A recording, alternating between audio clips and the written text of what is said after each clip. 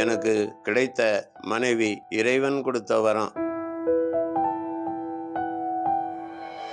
என் மனைவிக்கு பக்கத்திலே நான் இருக்கணுங்கிற ஒரே நோக்கத்துல பூஜை பண்ணிக்கிட்டு இருக்கேன்.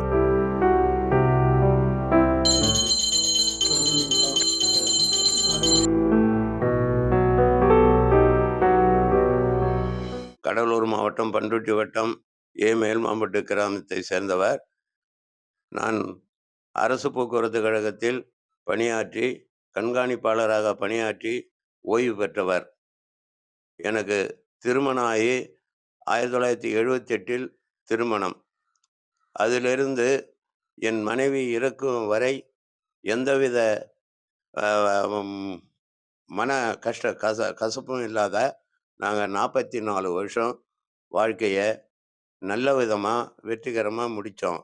மனைவிக்கு உடம்பு சரியில்லாத சமயத்தில் 82 நாள் மிகவும் வேதனைப்பட்டு பலன் கிடைக்காத மகாத்மா காந்தி ஆஸ்பத்திரியில் வச்சிருந்து 82 நாள் வச்சிருந்து பலன் கிடைக்கல. வீட்டுக்கு வந்து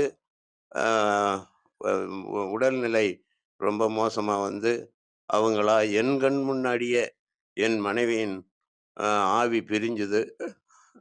அதிலிருந்து ரொம்ப வருத்தத்தோட என் மனைவிக்கு ஐம்பொன் சிலை 1 லட்சத்துக்கு மேலே செலவு செஞ்சு பட்டாம்பாக்கம் சிற்ப கலைஞர்களிடம் கொடுத்து செலவு செஞ்சு தினமும் அவங்க உபயோகப்படுத்தின பொருட்களை வச்சு தினமும் பூஜை பண்ணிக்கிட்டு இருக்கேன்.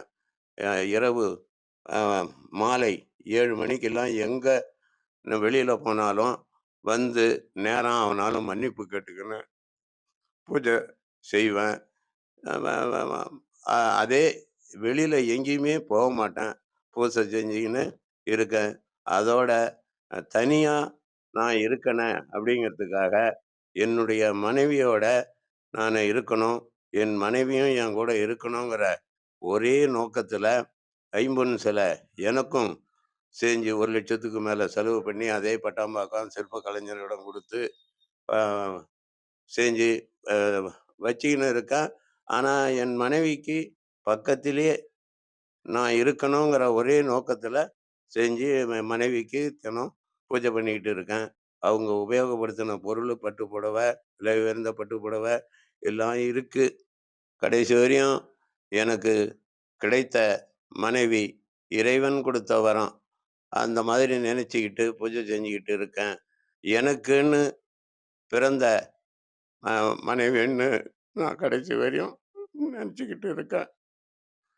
என் மாமனாரை போய் நான் நேரடியாக பொண்ணு கேட்டேன், கொடுக்க முடியாதுன்ட்டாரு. தானாக கொண்டு வந்து எனக்கு ஒப்படைச்சாரு. அதனால் நான் ரொம்ப பெருமையாக இதுவரை இருந்துக்கிட்டு இருக்கேன். என் மாமனார், மாமியார், என் அப்பா, அம்மா எல்லாரையும் வச்சு பூஜை பண்ணிக்கிட்டு தான் இருக்கேன். செய்திகளை உடனுக்குடனும் துல்லியமாகவும் தெரிந்து கொள்ள சப்ஸ்கிரைப் பண்ணுங்க.